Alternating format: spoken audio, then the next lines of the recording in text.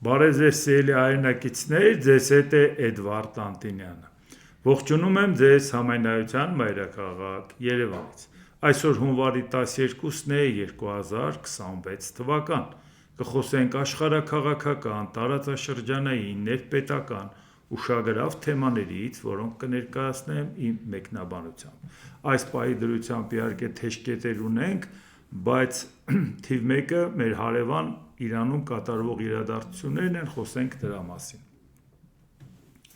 ԱՄՆ նախագահ Դոնալդ Թրամփը խոստացել է բանակցել գործարար Իլոն Մասկի հետ Starlink-ի միջոցով Իրանում ինտերնետային կապի վերականգնման վերաբերյալ։ Մենք խոսում ենք այդ մասին, գուցե ինտերնետի վերականգնման մասին, եթե դա հնարավոր է։ Մենք կարող ենք խոսել Իլոնի հետ, քանի որ, ինչպես գիտեք, նա շատ լավ է այս գործում, նա հիանալի ընկերություն ունի, այնպես որ մենք կարող ենք կապվել Իլոն Մասկի հետ եւ ես կզանգահարեմ նրան անմիջապես ձեզ հետ զրույցի ավարտից հետո։ Լրագրողներին ասել է Թրամփը, երբ հարցրել են, թե արդյոք Starlink-ը կուղարկի Իրան։ Իրանում համացանցի անջատումները սկսվել են երկրում զանգվածային բողոքի ցույցերի ֆոնին։ Իհարկե, այստեղ հետաքրքիր բան կա, այդ ուղղակի ասեմ։ 1973 թվականի սեպտեմբերի 11-ին սովետական Սալվադոր Ալենդեին, երբ որ Չիլիում տապալեցին եւ զինվորական խունտան եկավ իշխանության գեներալ Ավգուստո Պինոչետի գլխավորությամբ, դրանից մի քիչ առաջ Ամերիկայի Միացյալ Նահանգների International Telephone and Telegraph-ը գնաց եւ հեռախոսային համակարգերին տիրություն արեց, ներդրում կատարեց եւ այլ եւ այլ։ Եկավ հարմար պահը, հեռախոսներն անջատեցին, իրանք իրանց գործը արեցին, վերջացրեցին։ Իրաքում Ամերիկայի Միացյալ Նահանգները 2003 թվականին, երբ որ արդեն ներխուժեց Իրաք, ես չեմ խոսում փոթորիկ անապատի մասին, որը Քուվեյթից դուրս անելու մասին էր խոսքը, երկրորդ, այսպես ասած, իրաքյան պատերազմը, դրանից առաջ շատ պատահաբար Ամերիկայի Միացյալ Նահանգներին անցավ բջջային համակարգը, լավ իրանք որոշակի ներդրումներ կատարեցին, վերահսկողություն սահմանեցին, բայց իրանց զինվորականների համար առանձին կապ ապահովեցին, կապը անջատեցին ու պատերազմը սկսեցին։ Այսինքն հասկացաք, կապը վերցնել, կապը անջատել եւ հարձակվել։ Հիմա այսօր Իրանում իշխանությունն է կապը անջատել, որովհետեւ հիմա արդեն ոչ թե ամերիկյան զորքն է կռվում, ոչ թե խունտան է կռվում զինվորական, այլ ժողովրդի համար կապ է պետք ապահովել։ Եվ հիմա, երբ որ իշխանությունը կապը անջատում է, Ամերիկան ինչ անում, կապը միացնում է։ Այսինքն, որպեսի կապ ունենա ժողովուրդը եւ կարողանա մեկը մեկի հետ ինֆորմացիա փոխանակել, որպեսի կարողանա իմանալ ինչ ձևով պետքա կազմակերպեն, այսինքն նորմալ ցուցումներ ստանան։ Դա է պատճառը, որ անմիջապես Իրանի արտգործնախարար Աբբաս Արաղչին հայտարարել է. դեսպանատներում եւ նախարարություններում համացանցի հասանելիությունը շուտով կվերականգնվի, հայտարարել է Իրանի արտգործնախարար Աբբաս Արաղչին։ Համացանցի ժամանակավոր անջատումը կատարվել է անվտանգության նկատառումներից ելնելով զանգվածային բողոքի ցույցերի ֆոնին, նշել է Արաղչին։ Իհարկե, բավական հարցեր կա Իրանի հետ կապված, ահագին հիմա ես ձեզ կներկայացնեմ ինչա կատարում, բայց մեկ անգամ եւս ուշադրություն դարձնենք մի հանգամանք, եթե շատ են այդ մասին ինձ հարցնում, ախր բա ինչի է այսպես, բա ինչի է այսպես ասում, բա մեր իշխանությունն ինչ պետք է աներ, ոնց է եւ այլ եւ այլ։ Տեսեք, ինչն է խնդիրը։ Ամերիկայի Միացյալ Նահանգները ընդգծված ցանկանում է իշխանությունը փոխել Իրանում, չէ՞ թաքցնում։ Եվ ինքը շատ հանգիստ, թեպետ ցույց էլ չտա, բայց իր մոտ ապրող Թագաժառանգ Ռեզա Փահլավին շատ հանգիստ կարող է ասի գնա, մերն է, գնա այնտեղ տիրություն արա եւ այլ եւ այլ։ Չի էլ թաքցնում են քայլերը, որ անում է, պետք է իշխանությանը ճնշել, եթե մարդ սպանեք, էս կանենք եւ այլ եւ այլ։ Հիմա այդ պարագայում Իրանի Իսլամական Հանրապետության ղեկավարությունը միացանկանում է հասկանալ իր բարեկամ երկրները որոնք են, հակառակորդը որոնք են, եւ այդ ժամանակ, երբ որ փոխարտգործնախարարն եկավ Հայաստան,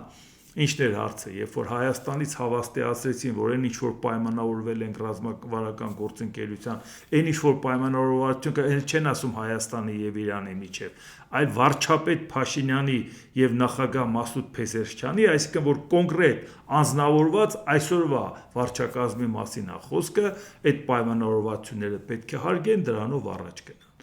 Այսինքն դա նշանակում է, եթե այսպես նայենք, այն որ Հայաստանի իշխանությունները պետք է չխառնվեն, դա միանշանակ, բայց երբ որ Ամերիկայի Միացյալ Նահանգները ընդգծված դեմ է այսօրվա իշխանությանը, եւ եթե իսկապես մենք Ամերիկայի հետ գործընկեր ենք, ոնց որ մեզ ներկայացնում են, որին մենք չենք հավատում,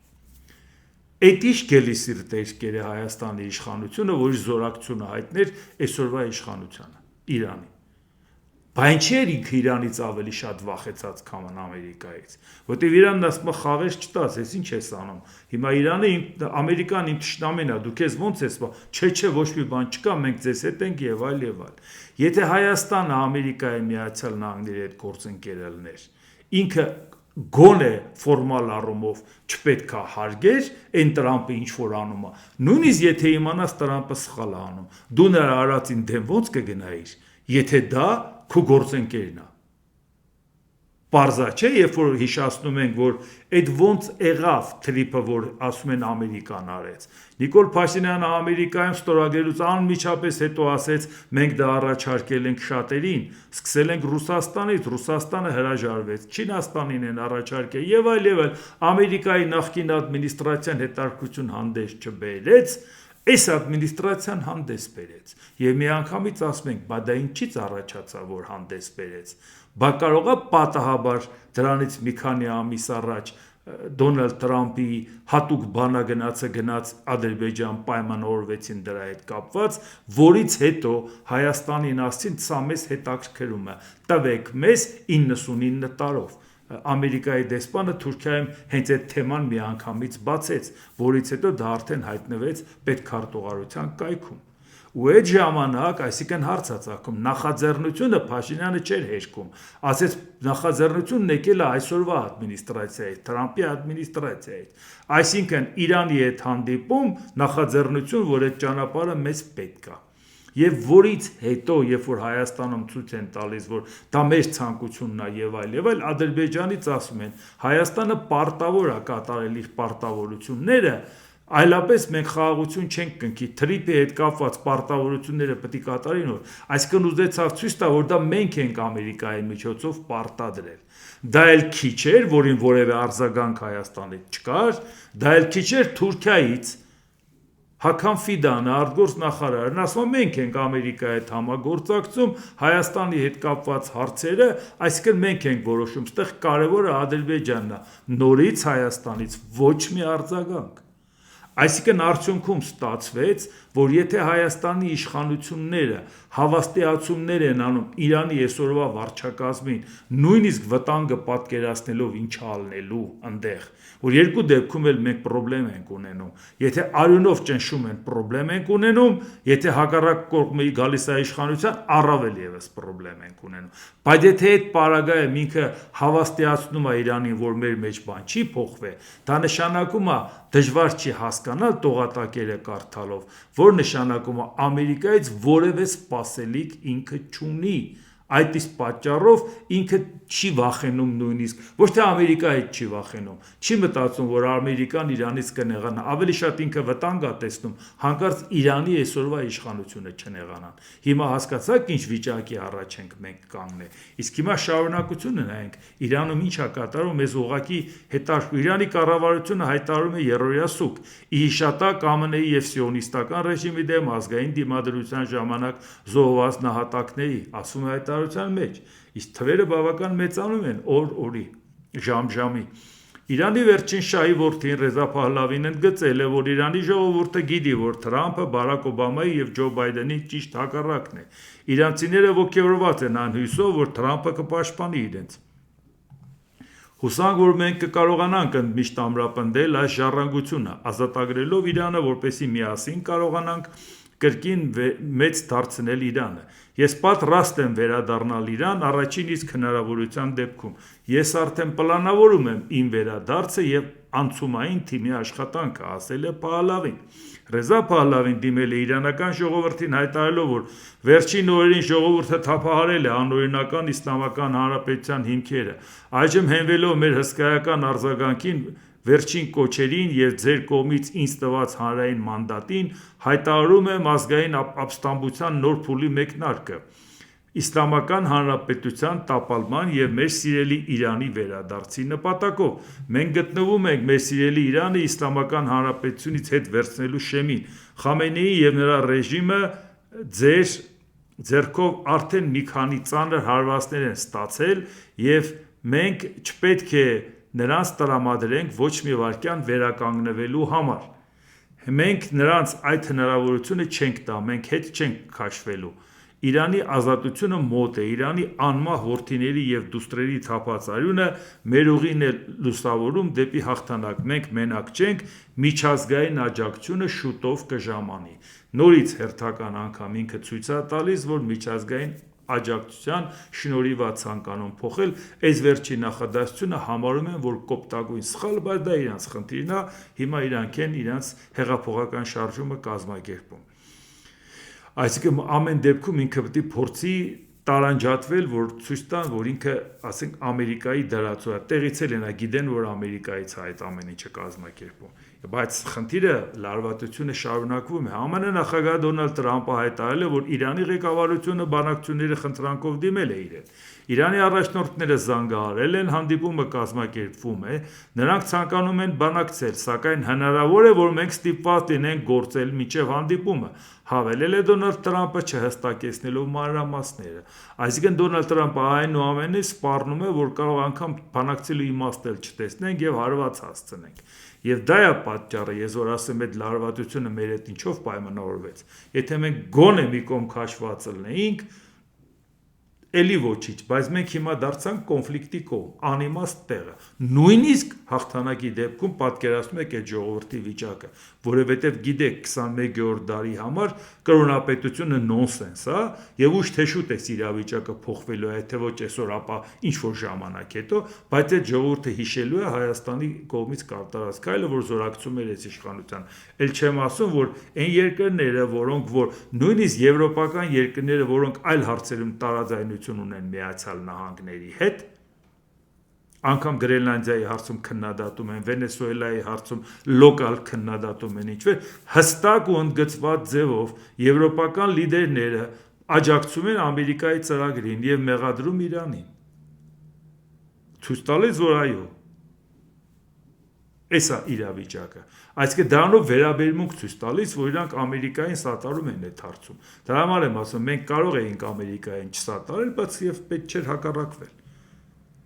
ԱՄՆ նախագահ Դոնալդ Տրամպը հայտարարել է, Միացյալ Նահանգները աննախադեպ հարվածներ կհասցնի Իրանին, եթե Իսլամական Հանրապետությունը հարձակվի ամերիկյան ռազմական եւ առևտրային օբյեկտների վրա։ Եթե նրանք դա անեն, մենք կհարվածենք նրանց այնպիսի ուժով, որը նրանք երբեք չեն զգացել եւ նրանք նույնիսկ չեն հավատա դրան։ ԱՄՆ նախագահն ասել է, որ ինքը շատ հզոր տարբերակներ ունի։ Սա առաջացավ նրանից, երբ որ արդեն պարլամենտը Իրանի ասեց, որ եթե հարվածներ հասցնի Միացյալ Նահանգները, մենք պատասխան հարվածներ կհասցնենք Իսրայելին եւ ամերիկյան տարածաշրջանային բազաներին։ Հիմա տեսնում եք Դոնալդ Տրամպի հայտարարությունը։ Ու անընդհատ հիշեք մեր զորակցությունը, ոնց են հանում են, տանում են, դնում են ցանկացած պաշտոնյայի սեղանին, ասում են Չինաստանը սա ասեց, Ռուսաստանը սա ասեց, Հայաստանը սա ասեց, եվրոպական երկրները սա ասեցին։ Այդ ամբողջը հասկանում եք, որ ամենօրյա ռեժիմով աշխատանք է գնում, ինչպես են իրանց պահում հարևան պետությունները։ Արագացված դատական գործընթացի արդյունքում Իրանում անկարգությունների կազմակերպիչների դատապարտած առաջին խմբի մահապատժի որոշումը կիրականացվի չորեքշաբթի առավոտյան աղոթքից հետո։ Այսինքն 2 օր հետո այդ մարդկանց փողոցում կախելու է այս շարժման առաջնորդների։ Դուք պատկերացնում եք, ասենք դրա արդյունքում լարվածությունը ինչա տեղի ունենալու, ամբողջ աշխարհում ինչա քննարկվելու, այսինքն Ամերիկան ասում է հենց դու պատահական զոհվածներին չեմ ասում, հենց դու դիտավորյալ մարդ սպանես, ես հարվածելու եմ, ասում եմ, դե ես դատական որոշում եմ կայացնում, հրապարակում բերում եմ, կախում եմ, բան ունես ասելու, ասա։ Դուք հիմա պատկերացնում եք Հայաստանի հետ կապված ինչքան է կարևոր, որ մենք ճիշտ դիրքորոշում ունենանք։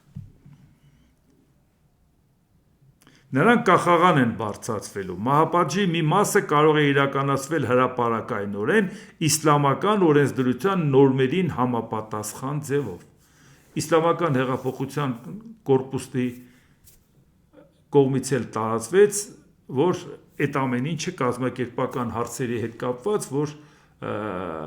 տեղի ունենալու դա եւ այլ եւ այլ։ Այսինքն սա պետական մակարդակով արվող բան է, մի նորություն չի դա։ Այսինքն դուք հասկանում եք, որ Դոնալդ Տրամփն ասել է այդ պատահական զոհերը հեչ, բայց եթե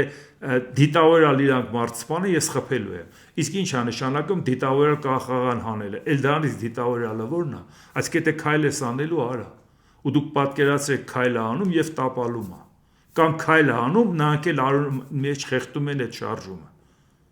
Ու դա մեր հարևանն է։ Ու մենք դեռ մտածում ենք, որ ստեղով Սյունիքով ճանապարհը անցնելու, մենք լավ բարեկամներ ենք ելնելու եւ այլ եւ այլ։ Իրանի խորհրդարանի խոսնակ Մոհամմադ Բաքեր Խալիֆաֆը հայտարարել է. Իրանն այժմ միաժամանակ պատերազմական վիճակում է թշնամիների, ԱՄՆ-ի եւ Իսրայելի հետ տնտեսական, ճանաչողական, ռազմական եւ հակահաբեկչական ոլորտներում։ Իրանի դեմ ռազմական պատերազմում կրած պարտությունը ստիպել է ԱՄՆ-ի երկրում անկարգություններ հրահարել, անտեսել մարդկանց օրինական պահանջները եւ ահաբեկչական պատերազմ սկսել հանցագործություններ կատարելով։ Խորհրդարանի խոսնակը քննադատելով ԱՄՆ նախագահ Դոնալդ Տրամփին Իրանի հասցեին հնչեցրած բացահայտ սպառնալիքների համար հայտարարել է, որ իրանցի ժողովուրդը որոշել է հանդես գալ զինված ահաբեկիչների դեմ եւ վերջ տալ նրանց։ Տեսնում եք իրավիճակը եւ շարունակություն է այս լարվածության։ Իրանի արտգործնախարար Աբբաս Արաղչին պնդել է, որ համազգային բողոքի ցույցերը բռնի եւ արյունալի են դարձել ԱՄՆ նախագահ Դոնալդ Տրամփի միջամտելու պատրվակ տալու համար։ Արաղչիի պնդումը հնչում է ավելի քան 500 զոհի մասին տեղեկությունների տարածման ֆոնին։ Ըստ նախարարի, իրավիճակը լիակատար վերահսկողության տակ է։ Իրանի Իսլամական Հանրապետությունը չի ձգտում պատերազմի, բայց լիովին պատրաստ է պատերազմի։ Մենք պատրաստ ենք նաև բանակցությունների, բայց այդ բանակցությունները պետք է լինեն արդար, հավասար իրավունքներով եւ հիմնված փոխադարձ հարգանքի վրա։ Արաղչին հավելել է. ահաբեկչական զինյալ խմբավորումները ներխուժեցին ցուցարարների շարքեր, բողոքները շեղելու իրենց հիմնական ուղուց։ Մենք ունենք ապացույցներ, որ կրակ են բացել անվտանգության ուժերի վրա զոհերի թիվը արհեստականորեն ավելացնելու նպատակով, ինչը համապատասխանում է Թրամփի ցանկություններին։ Այն ինչ տեղի է ունենում հիմա ոչ թե բողոքներն, այլ ահաբեկչական պատերազմ երկրի դեմ։ Հիմա դուք պատկերացրեցիք վիճակը, ուզում ենք հասկանանք Հայաստանի արձագանքը։ Վերջապես այսքան օր հետո Հայաստանից արձագանք հնչեց պաշտոնական մակարդակով։ Հայաստանի Սփյուռքի գործերի գլխավոր հանձնակատար Զարեհ Սինանյանը հայտարարել է. Իրանից մենք ուրբաթ օրվանից տեղեկություն չունենք։ Այս պահին էլ մենք չենք կարողանում կապվել մեր հայրենակիցների հետ, որը մեզ շատ է անհանգստացնում։ Լուրջ անհանգստացնում է, բայց քանի որ այդ ամեն ինչը որ կատարում է, դուք ինչով եք զբաղված։ Հեչ անհանգիստ մարդու տպավորություն չէիք թողում։ Պատասխանատու մարդու տպավորություն չէիք թողում։ Դա շարունակությունն ասեմ, նման դեպք երբ եղավ 12 օրյա պատերազմի ընթացքում, երբ հիշում եք Իսրայելի եւ Իրանի միջև մենք սկսեցինք ռեսուրս ձեռք բերեցինք սահմանին, Մեղրիում եւ այնտեղ սահմանը անցնող մեր հայրենակիցների միջոցով էինք ինֆորմացիան սկսում ստանալ։ Երևի մի բանը հիմա պիտի այսօրվանից սկսենք անել այնտեղ, որովհետեւ այս տեղեկատվական դադարը մեզ շատ է անհանգստացնում, նշել է Սինանյանը։ Անցյալ տարվա վերջից է սկսել այս ամեն ինչը, թե շարժումը ամեն օր զարգանում է։ Դուք նոր որոշել եք, որ պետքա փորձեք սահմանն անցնողներին հարցնեք։ Իսկ եթե սահմանն անցնող չլինի, ումից պետք է իմանաք։ Այսինքն դեսպանատնի ձև չունեք բան իմանալու։ Այդքան սփյուռքահայ է ապրում, այնտեղ մեր հայրենակիցները, ընեցեք հարաբերությունները վատացրել, այն որ աշխարհի որ երկրում մի հատ հրյա լինի, ինքը գործի բերումով դառնում է Իսրայելի համար լրտես։ Ասում է ինչ պաշտոն ուզում է ունենա, ինչ բիզնեսմեն ուզում է, ինչ բարեկեցություն ունենա, նա պետք է իր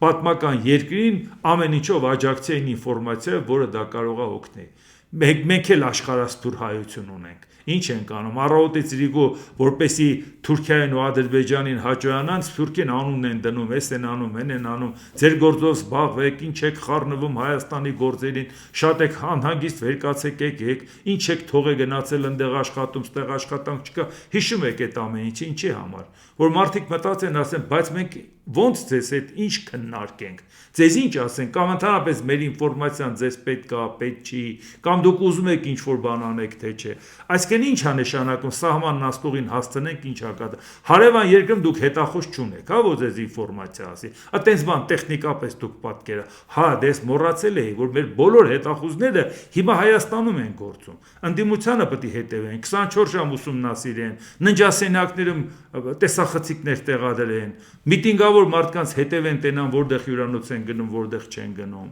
հազար ձևի ձայնագրություններ ունենան, չեն հասցնում, ժողովուրդ ջան, դուք հասկացեք, ոնց կարող է պատահել իրանք կարողանան իմանան, թե հարևան երկրում ինչա կատարվում։ Այսինքն դուք պատկերացնում եք, եթե մենք մտահոգենք մի երկրում ինչ-որ բան է կատարվում, որ մեզ շատ է հետաքրքրում, բայց այդ մարդիկ Հայաստանի հետ սահման չունեն, որտեղ եք կանգնելու, որպեսզի ճանապարհն աստուղին հարցնեք ինչա կատարվում այդտեղ։ Սա պետական մակարդակի խոսակցություն, հա։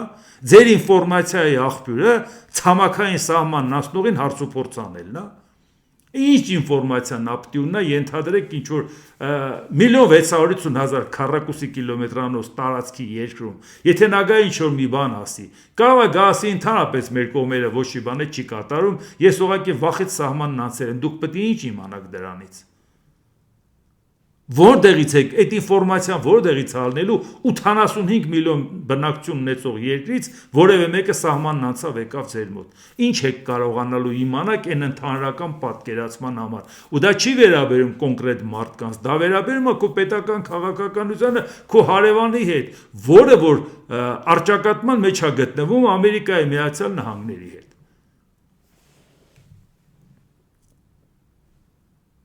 Երևի նույն բանը հիմա պիտի այսօրվանից սկսենք անել այնտեղ, որովհետև այս տեղեկատվական դադարը մեզ շատ է անհանգստացնում, նշել է Սինանյանը։ Պատկերացրեք, որ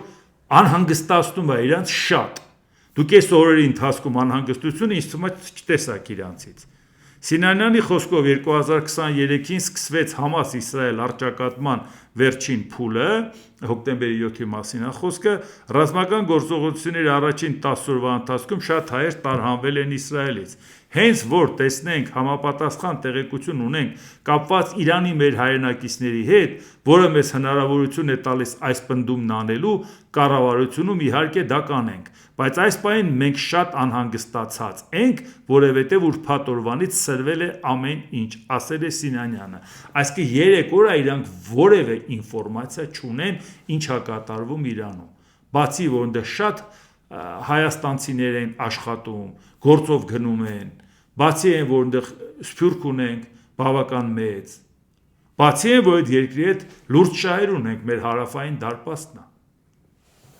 Հայաստանի արտգործնախարարությունից հայտնեցին, որ Իրանում զոհվածների շրջանում Հայաստանի քաղաքացի լինելու մասին տվյալներ այս պահին չկան։ Որևէ ինֆորմացիա չունեն, որևէ կոնտակտ չկա Իրանի հետ։ Իսկ իրավապաշտպան կազմակերպությունների այսօրից ըստ նրանց տվյալների սպանվել է ավելի քան 500 ցուցարար, 48 իրավապահ, ձերբակալվել է ավելի քան 10,600 մարդ։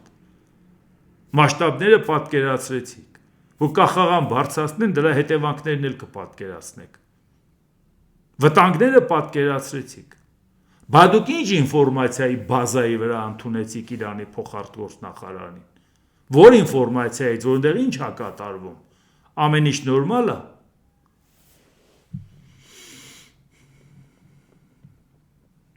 Իսկ հիմա նայենք նաև Ամերիկայի հետ կապված Դոնալդ Տրամփի քայլերից ի վերջո ինչ սպասենք։ ԱՄՆ նախագահ Դոնալդ Տրամփը սոցիալական ցանցի իր էջում հրապարակել է սկրինշոտ, որտեղ նշված է, թե իբր ինքը Վենեսուելայի նախագահի պաշտոնակատարն է։ Սկրինշոթի համաձայն Տրամփն այդ պաշտոնը ստանձնել է 2026 թվականի հունվարին։ Դուք պատկերացնում եք, ասենք Ամերիկայի Միացյալ Նահանգների նախագահի դռան վրա պետք է գրած լինի աշխարհի դիրեկտոր։ Ամերիկայի Միացյալ նախագահ գից աշխարհի դիրեկտոր։ Այս մարդը գլուխը գովում է երջանկացած է, որ ինքը համարվի Մադուրոյի պաշտոնակատար, ժողովուրդ, ես չեմ հասկանում, մենք Ամերիկայի մասին ենք խոսում։ Ամերիկայի ժողովրդի կողմից ընտրված մարդն է սենց բան անում։ Մի օր ասում է, ես այնքան օգնում եմ Իսրայելին, որ պետք է ես լինեմ Իսրայելի վարչապետ։ Մի օր ասում է, բա այդքան բան եմ անում, ես լինեմ Հռոմի պապ։ Մի օր ասում է, ես թագավոր եմ։ Այն գերետ աթոռը քեզ չեն ասել այդ ինչ աթոռը։ Այդ աթոռին հավասար աթոռ այս մոլորակի վրա չկա, չի եղել, որտեղ քեզանից առաջ ով ինչ եղած լինի, ավելի մեծ կշիռ չի ունենա, քան Ամերիկայի Միացյալ Նահանգների նախագահի աթոռը, որտեղ Ամերիկայի Միացյալ Նահանգները տարին տարու վրա իր կշիռը մեծանում է։ Ապշելու բան, այսինքն քեզ հպարտությունը, հա, որ դու Մադուրոյի պաշտոնակատարն ես, հա։ Մի հատ էլ քիչ է, հիմա քանի որ Մարկո Ռուբիոն է կուբայական արուն ունի, Դոնալդ Տրամպը ԱՄՆ պետքարտուղար Ռուբիոյին Կուբայի նախագահ նշանակելու գաղափարը հիանալի է համարում։ Կարծում եմ հիանալի է հնչում, գրել է Տրամպը ի պատասխան օգտատերերից մեկի գրառման։ Հիմա էլ արդեն Կուբայում է պետքարտուղարին թագավոր նշանակում, նախագահ նշանակում, էլի։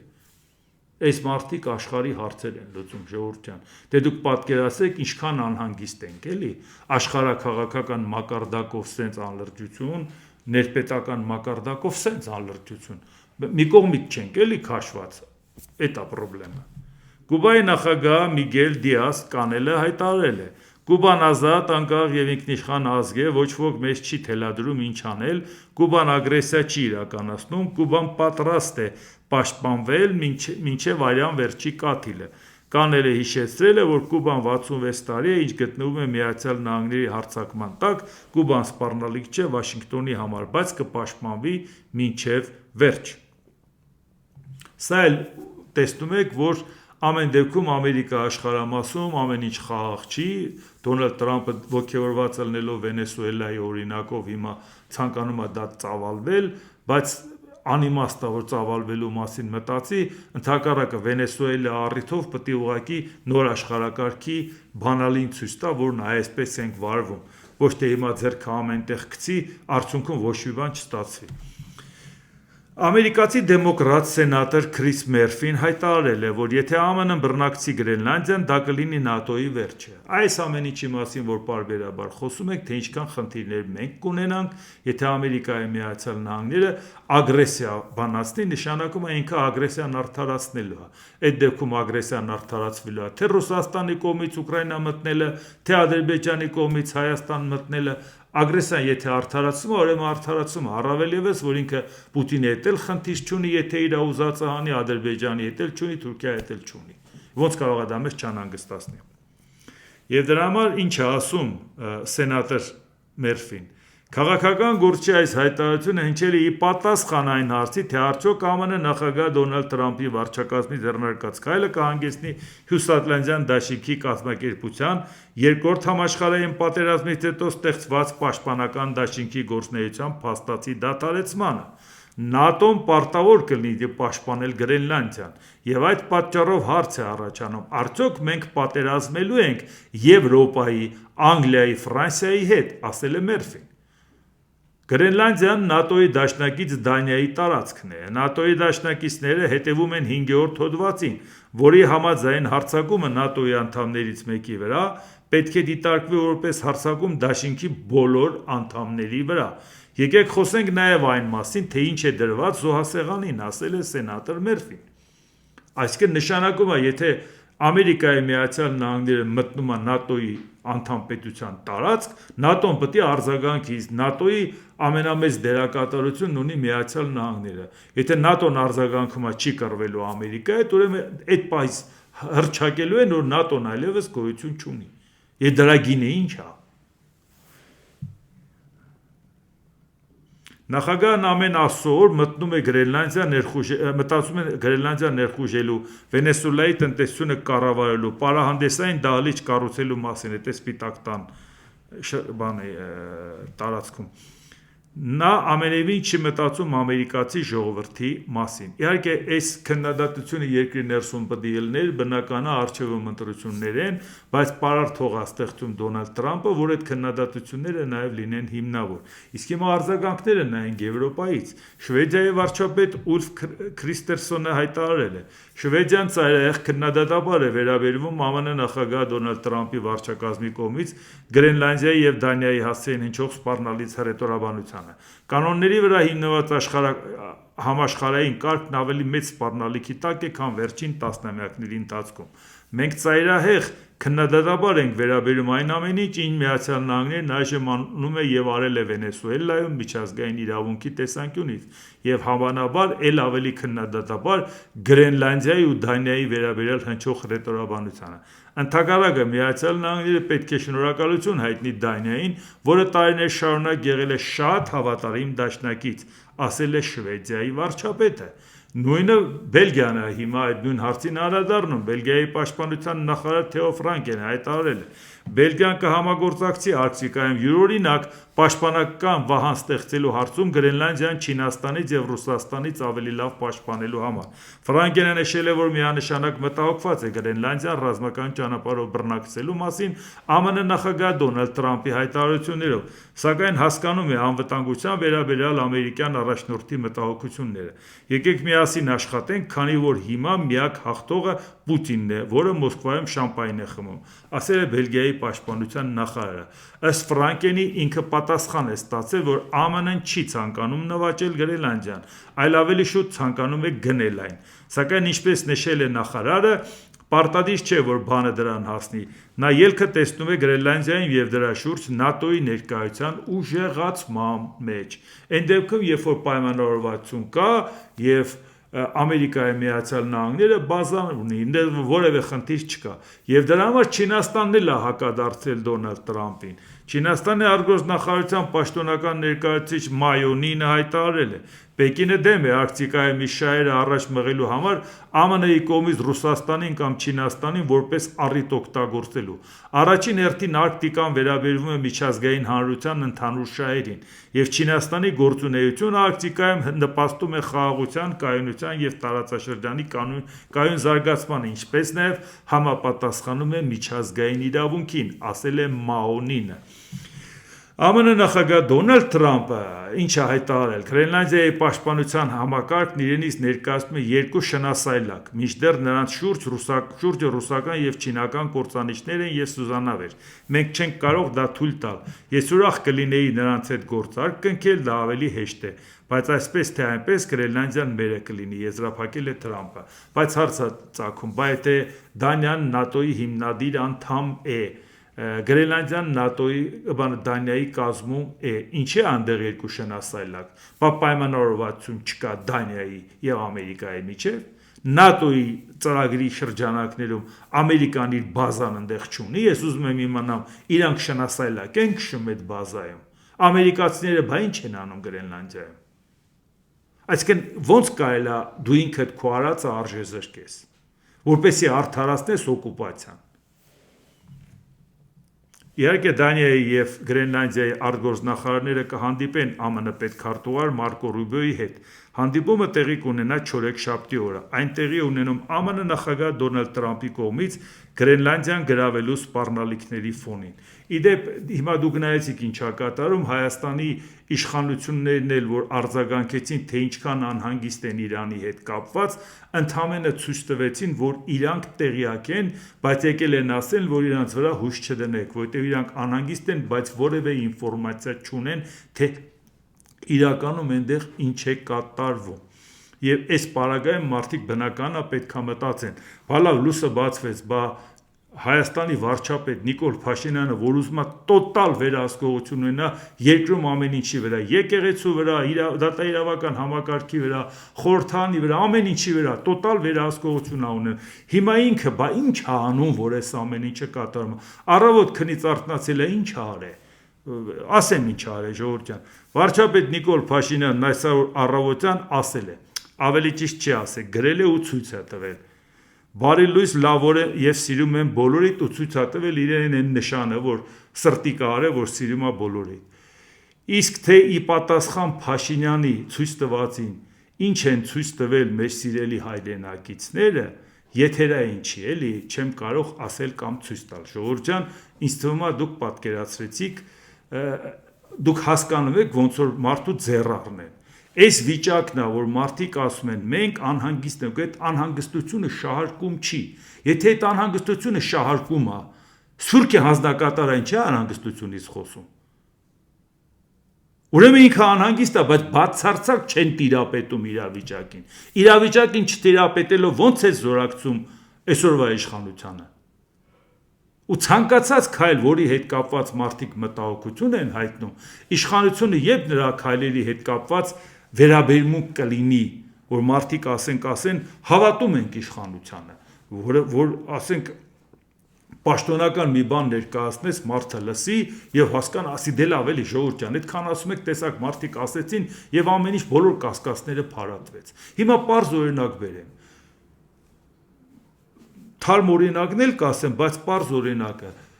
4-րդ տեսակի ցորենը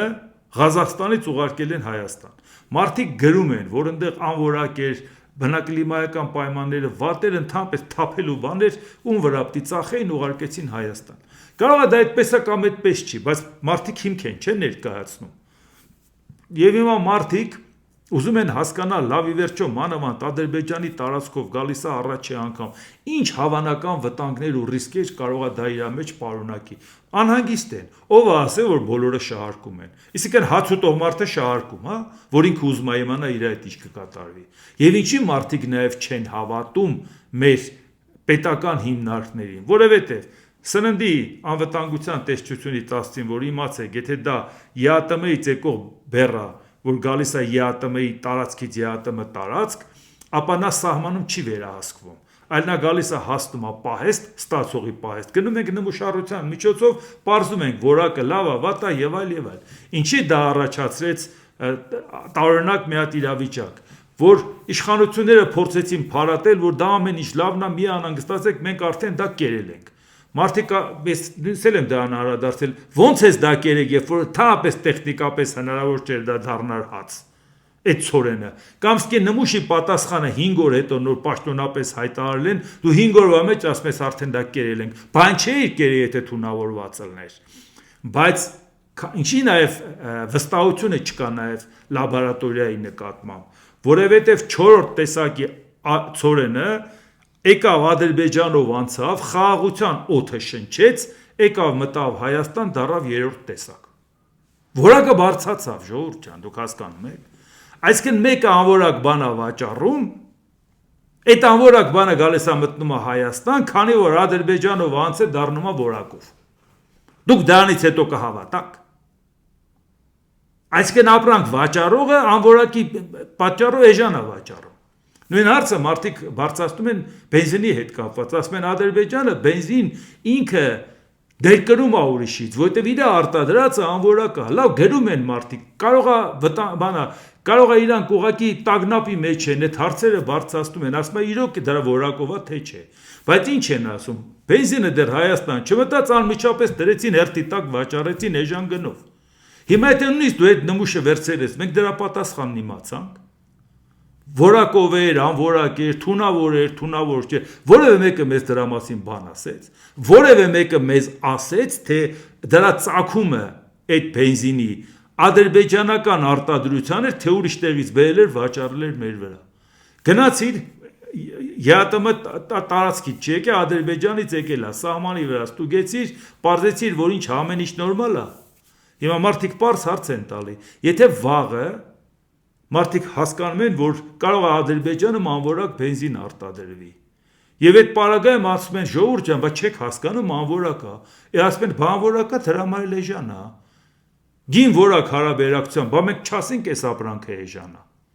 Ադրբեջանը եթե քեզ բենզին է ուղարկում Վրաստանի միջոցով, դու մեծ տրանսպորտային առավելություն չես ստանում։ Այսինքն գինը էժան է ինչի համար։ Ուզում է էժան տա, որ մենք առնենք գծերն աստուգում, թե մենք ինչ ենք անում, թե որ կանգնես ասես, բայց ինչի է էժան, ասի աղբե ջան, բա անորակ է, դրա համար էլ էժան է։ Չես հասկանում, որ որակով ելներ թանկ կլներ։ Ում վրա պիտի մուննատ գաս, ինչ պայմանավորվածություն ունես, ինչ ես ստանում նրանից, եւ որ լաբորատորիան դա պիտի ստուգի Նիկոլ Փաշինյանի սրտի ուզած օլիգարխների մոտ։ Հիմա էլ այդ բենզինը հերթի տակ վաճառեցին, ենթադրեք մեկը ասում է չեմ հավատում արդյունքին։ Դե գնա լաբորատորիա փորձաքննությանը դատի տուր, ասա այս բանը սենց է։ Գնաս կեն նմուշը ես կարա իմանաս, դա ադրբեջանականն է, թե ուրիշ տեղի նմուշն են վերցրել, դրել լաբորատորիայում պահել են։ Ոնց ես դա ապացուցելու։ Բայց այդ հարցը մարդկանց անհանգստացնում է, չէ՞։ Ահազանգ է հնչել, որ իրանք արտադրող են, բայց իրանք իրանց արտադրածը չեն իրացնում։ Խնդիր է, գործարան են փակում, որակ չեն կարողանում ստանալ։ Ու միանգամից հարց է ծագում, բա մենք ի՞նչն ենք ստացել։ Եթե ուրիշ տեղից բերել են, տվել են մեզ, բա ոնց են էժան տվել, ինչի համար։ Մենք ուրախանանք, որովհետև էժան են տվել։ Եթե իրանք իրանցն են տալիս, ոսկի իրանք իրանցը չեն օգտագործում։ Բա մարդիկ մտահոգ են, չէ՞։ Ումից դա իմանան, այն սրտիկանող երիտասարդից։ Ումից դա իմանան։ Եթե ամենաարտառոց բանը, որ ասում ենք հարևանիդ հետ կապված, որ կարող անես խնդրի մեջ թաղվես, որ չիմանաս դրատակից ոնց ես դուրս գալու։ Դրա պատասխանը ներպետական ինչ-որ շարժումներն են, ստեից ընդեղ գնալն է, ինչ-որ բաներ, ինչ-որ արհեստական օրակարգեր ստեղծելն ու աշխուժություն ապահովելն է։ Բա մարդկանց մտահոգությունն ով պետք է փարատի։ Այս է վիճակը, ժողովուրդ ջան։ Այս լրջությամբ են այս մարդիկ երկիր ղեկավարում եւ այս լրջությամբ էլ ցանկանում են վերարտադրվել, այս լրջությամբ էլ ցանկանում են մեր երկիրն առաջ տանել։ Դե տեսեք, պատկերացեք, թե ինչքան անելիք կա։ Դե ինչ, այսօր այսքանը, եթե հավանեցիք սեղ 1 լայք կոճակը, բաժանորդագրվեք Էդվարդ Տանտինյան YouTube-յան ալիքին, սեղ 1 զանգակ կոճակը, գրեք մեկնաբանություններ, գրեք հարցեր, դիտեք եւ դատեք ինքներդ։ Շնորհակալություն։